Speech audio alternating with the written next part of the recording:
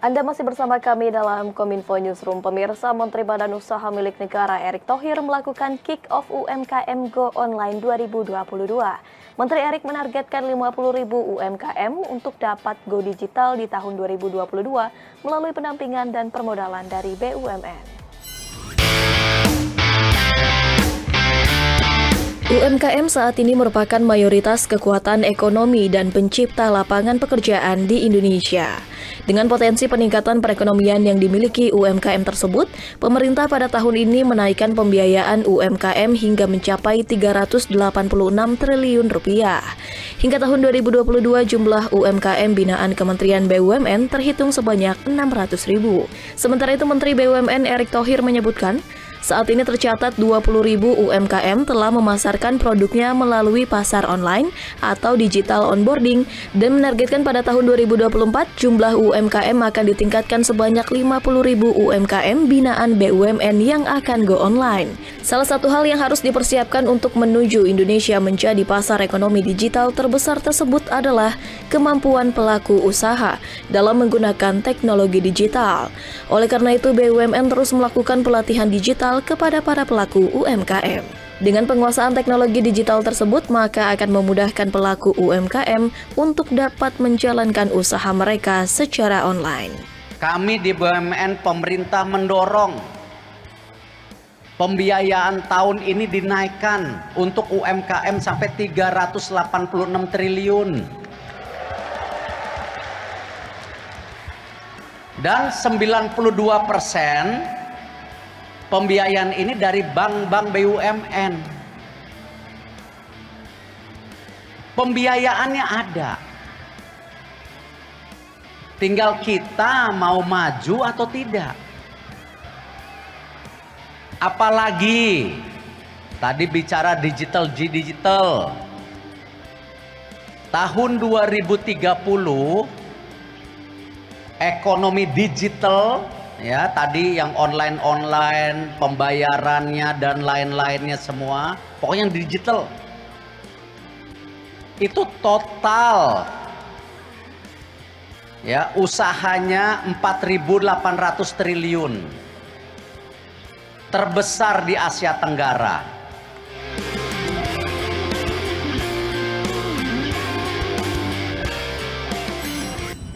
Kementerian Komunikasi dan Informatika telah mengubah jadwal penghentian TV analog atau analog switch off menjadi paling lambat 2 November 2022.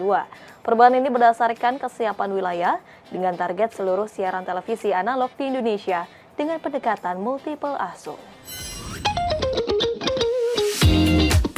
Kementerian Komunikasi dan Informatika telah mengubah jadwal penghentian TV analog atau analog switch off yang semula dijadwalkan mulai pada tanggal 25 Agustus 2022 menjadi paling lambat 2 November 2022. Melalui pernyataan resminya, Kominfo menyatakan jadwal penghentian paling lambat 2 November ini sejalan dengan pasal 60A Undang-Undang Nomor 32 Tahun 2002 tentang penyiaran melalui Undang-Undang Nomor 11 Tahun 2020 tentang Cipta Kerja. Selain itu, Kominfo juga mengubah pelaksanaan ASO yang semula direncanakan bertahap dalam 3 bagian, yakni tanggal 30 April 2022, 25 Agustus 2022, dan 2 November 2022. Menjadi pelaksanaan ASO berdasarkan kesiapan wilayah yang disebut dengan multiple ASO. Dengan perubahan ini, maka hanya ditetapkan target seluruh siaran televisi analog di Indonesia harus sudah bermigrasi sebelum 2 November 2022.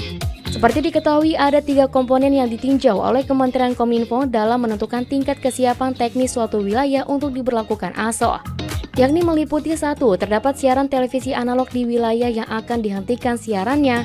2. Wilayah yang tercakup dengan siaran televisi analog sudah siap digantikan dengan siaran TV digital. Dan 3. Bantuan set-top box untuk rumah tangga miskin di daerah tersebut sudah terdistribusi. Menkes Budi Gunadi Sadikin menargetkan 60% penggunaan bahan lokal produksi alat kesehatan dalam negeri. Menkes juga mendorong pengembangan alat kesehatan produk dalam negeri guna mengurangi ketergantungan produk kesehatan impor.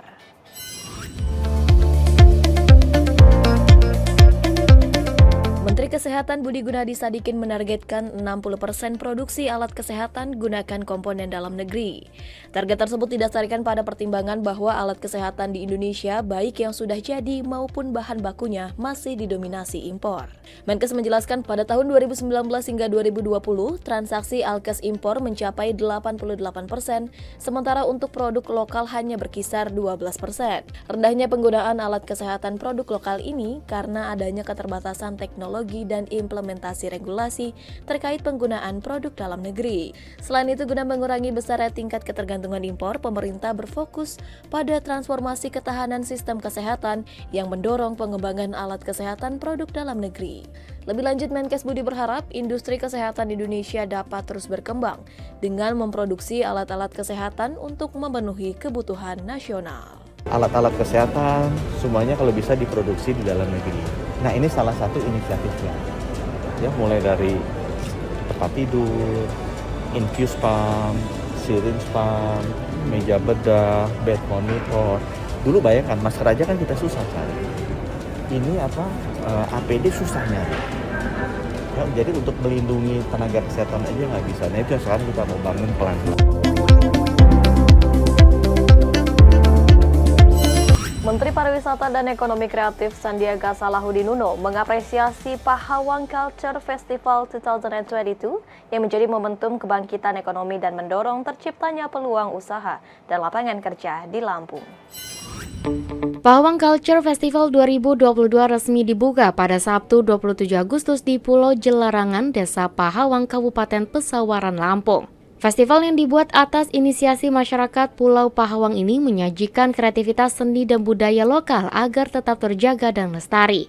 Kehadiran Pahawang Culture Festival 2022 diharapkan menjadi momentum kebangkitan ekonomi dan mendorong terciptanya peluang usaha dan lapangan kerja di Lampung. Menparekraf Sandiaga Salahuddin Uno menilai peran pemerintah daerah dalam hal ini sekedar untuk memantau jalannya kegiatan karena seluruh kegiatan telah berlangsung secara mandiri dan inisiatif masyarakat. Lihat saja Pulau Pahawang ini, minim investasi dari pemerintah, tapi masyarakatnya yang membangun dan berhasil menggerakkan ekonominya. Pahawang Culture Festival ini adalah event yang saya melihatnya sebagai event yang sudah mampu menjadi sebuah event yang memotivasi kita semua untuk lebih bangkit dan berkembang. Seperti diketahui, Pahawang Culture Festival 2022 sendiri masuk ke dalam rangkaian 110 Karisma Event Nusantara.